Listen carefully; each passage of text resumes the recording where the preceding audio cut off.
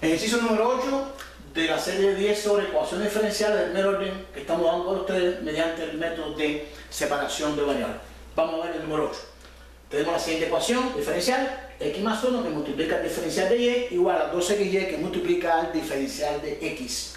Como vemos, el diferencial de y está acompañado de la variable x y el diferencial de x está acompañado también, aparte de la x, por una y. Por lo tanto, esto no nos ayuda para resolver la ecuación diferencial en esta forma. O sea, debemos hacer una transformación, y recuerden que la transformación lo que vamos a hacer es convertir la ecuación diferencial en una ecuación donde aparezcan las variables acompañadas de su diferencial. O sea, en un miembro la x con su diferencial, que será de x, y en el otro miembro las y con sus diferenciales de y. O sea, no unir los diferenciales con las variables contrarias o opuestas.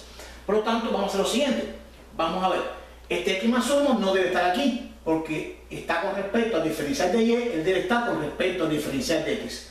2x está correctamente en el diferencial de x, pero y está en el diferencial de x, debe estar en el diferencial de y. Por lo tanto, va a ser dos movimientos. Vamos a mantener aquí diferencial de y aquí vamos a mantener el diferencial de x. Y a ver qué cambios podemos hacer. 2x está en el lugar correcto, lo dejamos aquí. Y el x más 1 aparece en el diferencial de y. Debo agruparlo en el diferencial de x. Por lo tanto, como está multiplicando, vamos a pasarlo para acá, dividiendo sobre x más 1. En este caso hemos agrupado las x con su diferencial. Y esta y que está multiplicando con respecto al diferencial de x, vamos a llevarlo a la izquierda, en este caso dividiendo con respecto a su diferencial. Y en esta forma hemos logrado separar las variables con sus diferenciales. Este es el objetivo que se debe perseguir para poder resolver esa ecuación diferencial mediante la separación de variables. Separar las variables con su diferencial, las y con su diferencial y las x con su diferencial. A la vez que tenga la ecuación estructurada en esta forma, entonces procedo a resolverla, integrando ambos miembros. Integro miembro izquierdo de y sobre y igual, e integro el miembro derecho, 2x de x sobre x más 1. La integral de dy sobre dy, vamos a hacer la parte. Esto no es más que el logaritmo del módulo de y más una constante. Recuerden que cuando integro x de x sobre x, el logaritmo del módulo de x, en este caso la variable y. Integral de dy sobre y es el logaritmo del módulo de y más c. Y en la número 2 debo hacer algún cambio. Yo puedo extraer este 2 fuera de la integral, está multiplicado, me quedaría x sobre x más 1 de x. Y recuerden que cuando aparezca una fracción para integrar donde el grado del numerador, en este caso de la x, sea igual o mayor que el grado del denominador, para integrarla debo dividir la fracción, o sea, separarla en la parte entera más la parte fraccionaria. O sea, debo dividir esta expresión. Por lo tanto, esto me admite un trabajo aparte. Integral, vamos a hacer la parte. Hay que dividir el numerador entre el denominador, que sería x más 1. Divido x entre x, me daría 1. Vamos a multiplicar ahora para buscar el recíproco. 1 por x me daría x, cambio el signo y multiplico. 1 por 1 daría 1 positivo, cambio el signo, menos 1. Simplifico y me quedaría menos 1. Este 1 no tiene variable, por lo tanto sería el resto. Ya terminé la división. Y entonces digo, x sobre x más 1 es igual al cociente, vamos a escribir en un paréntesis, que es 1 más el resto partido el divisor.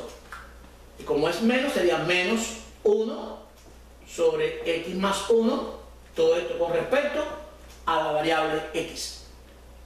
Y entonces procedo a integrar. Sería 2 que multiplica y voy a integrar por separado. La integral de 1 sería x, ya que x deriva como 1, recuerden que la constante, menos, ¿y cómo integra 1 sobre una expresión que contenga la variable? Recuerden que es el logaritmo del módulo de esa expresión, más, en este caso, una constante.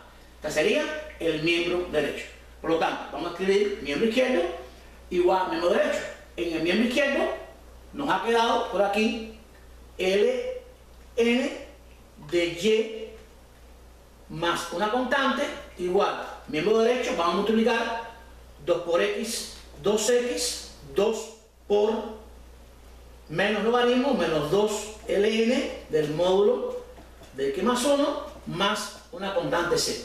Vamos a pasarlo todo a la izquierda para igualarlo a 0. Me quedaría ln del módulo de y, este menos 2 logaritmo pasaría a positivo, más 2 ln del módulo de x más 1, menos, vamos a pasar el 2x, más una constante igual a 0. Y entonces vamos a proceder aquí a organizar un poco más esta respuesta. Recuerden que los logaritmos tienen unas propiedades y podemos aprovechar las propiedades de los logaritmos para reducir esta expresión.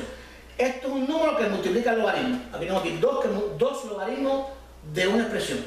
Y recuerdo, cuando tengo un número que acompaña a un logaritmo, yo puedo escribir como el logaritmo y este número que multiplica el logaritmo pasaría como potencia de la base del logaritmo. En este caso del argumento, que sería b. Es decir, el 2 yo puedo subirlo como el cuadrado del módulo. Eso me quedaría ln del módulo de y más ln del módulo de x más 1, lo elevaría al cuadrado. Recuerden que el 2 estaba adelante, pasa como cuadrado, menos 2x más c igual a 0. Y aquí puedo hacer algo más.